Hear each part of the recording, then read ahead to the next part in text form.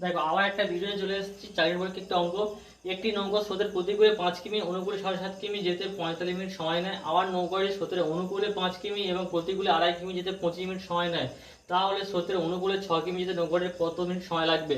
আমরা জানি কি সময় বলছে, সময় সূত্র কি দূরত্ব বাই গতিবেগ, তাই তো। আর গতি মানে কি, এখানে অনুকূলে গতিবেগ কত, অনুকূলে বললে গতিবেগ কি হয়, ভি প্লাস ইউ। তাহলে ভি প্লাস ইউ এর মানটা বের করতে হবে। তাহলে এখানে দেখো কি বলেছে, প্রতিকূলে 5 কিমি ছিল, প্রতিকূলে 5 কিমি, আর অন্যগুলো বলছে 7.5 কিমি।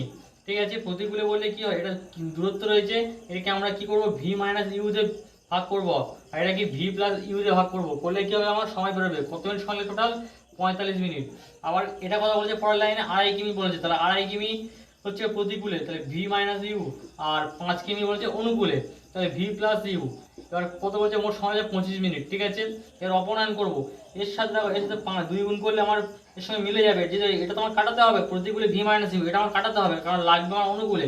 তাহলে 2 গুণ করলে কত হবে, 2 গুণ করলে এটা আমার 5 হয়ে যাবে, এটা করলে কত 10 হবে, এটা করলে কত হবে, এটা করলে আমার 50 হবে। এবার এটাকে বিয়োগ করে দাও, বিয়োগ করলে কি হবে, এটাকে বিয়োগ করে দিলে হবে, এটা কেটে যাবে, আর 10 থেকে 7.5 বাদ দিলে কত হয়, 2.5 হবে, 2.5 বাই ভি প্লাস ইউ। এটা বিয়োগ করতে হবে, বিয়োগ করলে 5 হবে, 5 দিয়ে কাটলে 0.5, তাহলে V plus U is equal to হলো 0.5। এই হয়ে গেল আমার গতিবেগ। সময় চেয়েছে, সময় হলে কি হয়, তাহলে সময় সূত্র কি হবে, তাহলে টাইম কত হবে, টাইম হবে 6/0.5, 10 মিনিট উঠে গেলে 10 হবে। ঠিক আছে, 5 দিয়ে গেলে 5 দুগুণে 10, 7 গুণে 12 কিমি আনবে, 12 মিনিট সময় হয়ে যাবে। ঠিক আছে, তাহলে 12 মিনিট সময় লাগবে। তাহলে 12 মিনিট অপশন করে ডি আছে, ডি ফর দিল্লি।